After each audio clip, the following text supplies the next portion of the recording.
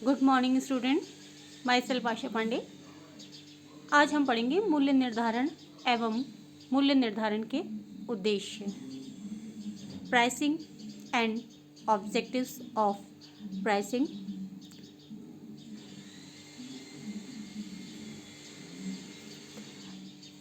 मूल्य निर्धारण से तात्पर्य उस कार्य से है जिसके अनुसार किसी उत्पाद या सेवा का मूल्य निर्धारित किया जाता है। इस संबंध में कौरी ने कौरी उन्होंने कहा है कि किसी समय विशेष पर ग्राहकों के लिए उत्पाद के मूल्य को परिमाणात्मक रूप में यानी रुपयों में परिवर्तित करने की कला कीमत निर्धारण है। वास्तव में मूल्य निर्धारण वह कार्य एवं प्रक्रिया है जिसके अंतर्गत किसी उत्पाद या सेवा के मूल्य को मौद्रिक रूप से में निर्धारित किया जाता है। यह प्रक्रिया उत्पाद या सेवा को बाजार में विक्रय के लिए प्रस्तुत करने से पूर्व प्रारंभ होती है। इस प्रक्रिया में मूल्य निर्धारण के उद्देश्यों, मूल्य को प्रभावित करने वाले घटकों, उत्पाद का मौद्रिक मूल्य, मूल्य नीतियों एवं व्यूह रचनाओं आदि को निर्धारित किया जाता है। मूल्य निर्धारण के उद्देश्य से आशय कि मूल्य क्यों निर्धारित किया जा रहा है, किसी उत्पाद का उसको कौन कौन से घटक प्रभावित कर सकते हैं और उत्पाद का मौद्रिक मूल्य क्या हो, मूल्य नीतियाँ एवं व्यूह रचनाएं या स्ट्रैटेजी आदि को निर्धारित किया जाता है। अतः हम निष्कर्षतः ये कह सकते हैं कि मूल्य निर्धारण वह प्रबंधकीय प्रक्रिया है जिसमें मूल्य निर्धारण के उद्देश्यों, उपलब्ध मूल्य लोचशीलता, उत्पाद का मौद्रिक मूल्य, मूल्य नीतियों एवं व्यूह रचनाओं आदि का निर्धारण करना तथा मूल्य नीतियों एवं व्यूह रचनाओं का क्रियान्वयन एवं नियंत्रण करना सम्मिलित है।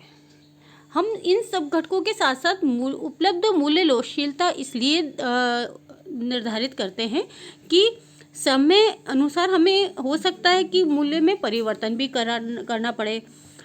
कंपैरेटिवली जो प्रतिस्पर्धी उत्पाद हैं उनकी तुलना में अगर हमें मूल्य कम या ज़्यादा रखना पड़े, मोस्टली कम ही रखा जाता है जिससे कि लोग अधिकाधिक आपके माल को परचेस करें, तो हमें वो गुंजाइश भी रखनी आवश्यक है कि प्रोडक्ट का मूल्य ऐसा हो जिसमें थोड़ा सी फ्लेक्सिबिलिटी हो कि जिसमें हम परिवर्तन कर सकें।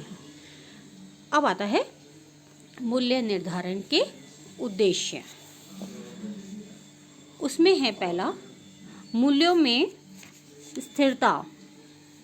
मूल्यों में स्थिरता ऐसे स्टेबलाइजेशन, ऐसे उद्योग जहां उतार चढ़ाव अधिक मात्रा में आते हैं वहां पर निर्माता मूल्यों में स्थिरता लाना चाहते हैं। ऐसी संस्थाएं जो सामाजिक उत्तरदायित्व एवं सेवा की भावना को महत्व देती हैं वे अधिकतम ऐसा करती हैं। सभी उद्योग आपस में संयोजित होकर मांग एवं पूर्ति में संतुलन करने का प्रयास करते हैं। इसके अलावा बढ़ते हुए मूल्यों के समय अपने विज्ञापनों में फुटकर मूल्य घोषित करती है जिससे उपभोक्ता भ्रम में नहीं रहता है।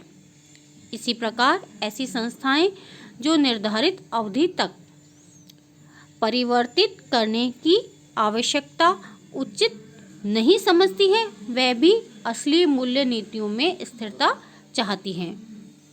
सेकंड है विनियोगों पर निर्धारित प्रतिफल।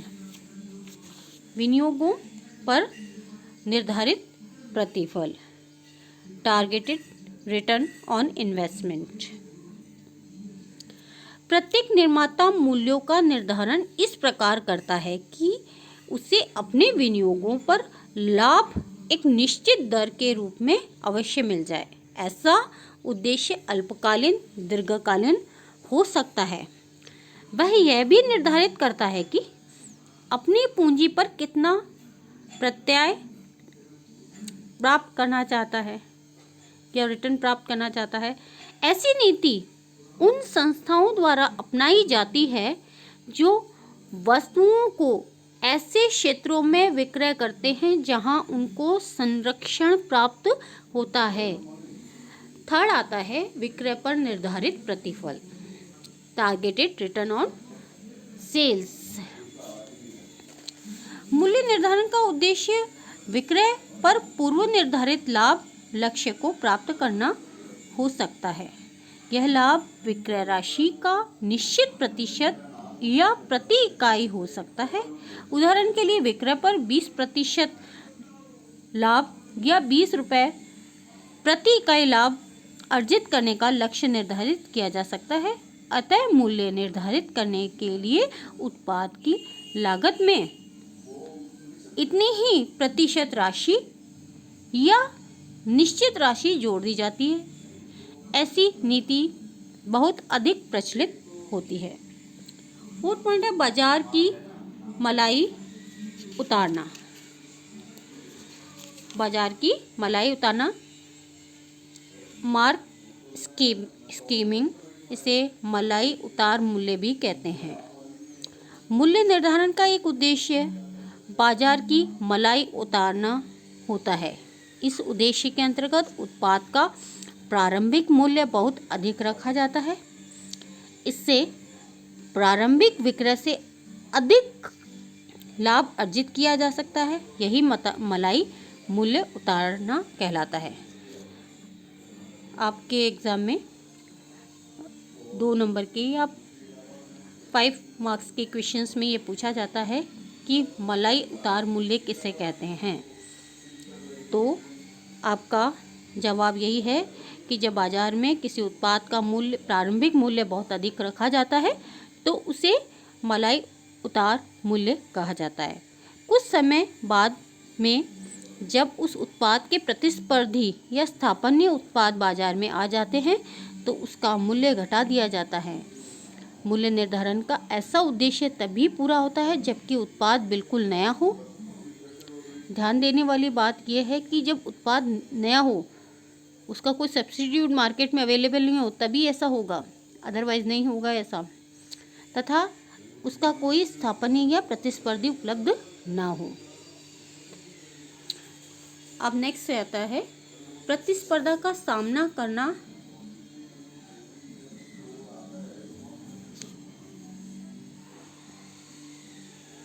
यह रोकना।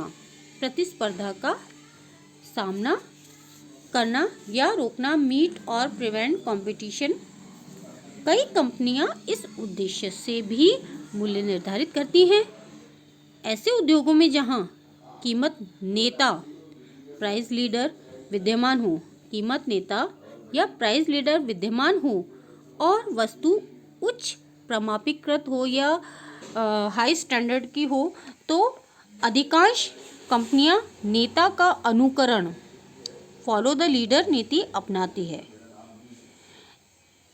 इसमें कीमत नेता के बराबर ही अन्य कंपनियां अपने उत्पाद का मूल्य निर्धारित करके मूल्य प्रतिस्पर्धा का सामना करती है। इसके विपरीत कुछ कंपनियां प्रतिस्पर्धा को रोकने के लिए उद्देश्य से भी मूल्य निर्धारित करती है। प्रतिस्पर्धा को रोकने के उद्देश्य से भी मूल्य का निर्धारण करती है। 6 पॉइंट बाजार भाग या हिस्सा, मार्केट शेयर। कुछ कंपनियों के मूल्य निर्धारण का उद्देश्य कंपनी द्वारा प्राप्त मांग को बनाए रखना या वृद्धि करना या सुधार करना होता है। बाजार में प्रवेश करने के उद्देश्य से अपनी वस्तु के मूल्य कम रखते हैं। इससे बाजार में विस्तार के साथ साथ वस्तु की बिक्री बढ़ती है। 7 पॉइंट है लाभों को अधिकतम करना, मैक्सिमाइज प्रॉफिट। मैक्सिमाइज प्रॉफिट मूल्य निर्धारण के अन्य सभी उद्देश्यों की तुलना में लाभों को अधिकतम करने के उद्देश्य को अधिकांश कंपनियों द्वारा अपनाया जाता है। वास्तव में प्राय सभी कंपनियां अधिकतम लाभ कमाने के उद्देश्य से ही व्यवसाय करती हैं। यदि यह दीर्घकालीन हो तो कंपनी एवं समाज दोनों के लिए हितकर होता है क्योंकि इससे साधनों का उचित बंटवारा होता है। 8 पॉइंट है विक्रय मात्रा को अधिकतम करना, मैक्सिमाइजिंग सेल्स वॉल्यूम। मूल्य निर्धारण करने का उद्देश्य विक्रय मात्रा को अधिकतम करना भी होता है, लेकिन यह उद्देश्य विपणन विचार के अनुकूल या प्रतिकूल हो सकता है क्योंकि विपणन विचार लाभप्रद विक्रय मात्रा पर बल देता है। इसीलिए विपणन प्रबंधक, मार्केटिंग मैनेजर कई प्रकार की छूट दे सकते हैं या आक्रामक मूल्य व्यूहरचना का पालन कर सकते हैं या संवर्धनात्मक साधनों का उपयोग कर सकते हैं अथवा कभी-कभी अल्पकाल में हानि पर भी वस्तुएं बेच सकते हैं या सभी उपाय कर सकते हैं, परिणाम स्वरूप बिक्री की मात्रा में वृद्धि कर सकें। अब 9 पॉइंट है अस्तित्व की रक्षा, टू एंश्योर एक्सिस्टेंस। यह देखने में आया है कि कई कंपनियां परिस्थितियों को देखकर अपने अस्तित्व की रक्षा के लिए मूल्य निर्धारण करती हैं। उदाहरण के तौर पर तीव्र प्रतिस्पर्धा, उपभोक्ताओं की आवश्यकताओं में परिवर्तन या अत्यधिक क्षमता, वस्तु के अप्रचलित होने का भय आदि। इसी प्रकार कई बार तो फर्म के लिए भी लाभ की तुलना में अस्तित्व रक्षा का लक्ष्य अत्यंत महत्वपूर्ण होता है। 10वां पॉइंट है हमारा बाजार प्रवेशक, मार्केट पेनिट्रेशन। कुछ संस्थाएं बाजार प्रवेश की दृष्टि से भी मूल्य निर्धारण करती हैं, इसीलिए उनके द्वारा वस्तुओं का मूल्य कम रखा जाता है, लेकिन ऐसा उसी दशा में संभव हो सकता है जब बाजार का बहुत ही मूल्य सचेतक हो, वस्तु की प्रति इकाई लागत से लागत कम हो,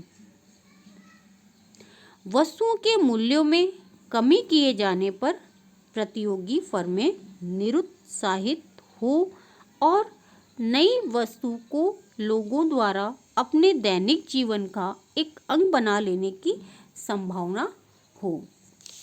11 पॉइंट है उत्पाद रेखा संवर्धन, प्रोडक्ट लाइन प्रमोशन। कुछ संस्थाएं मूल्य निर्धारण उत्पाद रेखा संवर्धन करने के उद्देश्य से भी करती हैं। इसमें लोकप्रिय वस्तु का मूल्य रखा जाता है, लेकिन उस वस्तु के क्रेता को एक और वस्तु क्रय करने के लिए बाध्य होना पड़ता है जिसका निर्यात एवं विक्रय उस संस्था कर रही है तथा जो लोकप्रिय नहीं है। परिणाम स्वरूप कम लोकप्रिय वस्तु भी बाजार में आ जाती है एवं कुल विक्रय बढ़ने से लाभों में भी वृद्धि हो जाती है। 12 पॉइंट है नगद वसूली, कैश रिकवरी। जिन फर्मों की तरल स्थिति अच्छी नहीं होती है और उनके वस्तुओं का भविष्य भी सुरक्षित नहीं लगता है, तो अपनी वस्तुओं की नगद बिक्री करने के उद्देश्य से मूल्य निर्धारित करती है। इसके लिए वस्तु की नगद बिक्री एवं उधार बिक्री के लिए अलग अलग मूल्य इस प्रकार रखे जाते हैं कि ग्राहक नगद क्रय की ओर प्रेरित हो सके, जिससे कि लोग अधिकाधिक क्रय करें, क्योंकि जब नगद किसी संस्था की लिक्विडिटी कम होती है तो ऐसी स्थिति में वह संस्था अपने वस्तु का मूल्य कम रखती है, जिससे और जो उधार में खरीदते हैं उनके लिए मूल्य ज़्यादा रखती है, जिससे कि लोग ये सोचते हैं कि हम नगद खरीदें, और जब वह नगद खरीदते हैं तो कैश फ्लो अच्छा हो जाए, लिक्विडिटी अच्छी हो जाती है और नगद राशि प्राप्त होती है। तो ऐसी स्थिति में संस्था की लिक्विडिटी भी अच्छी हो जाती है, उनके पास कैश आ जाता है और कस्टमर को वस्तु प्राप्त हो जाती है। मैं आशा करती हूँ आज का मेरा ये व्याख्यान आपको समझ में आया होगा और आप घर पर इसे अध्ययन करेंगे। धन्यवाद।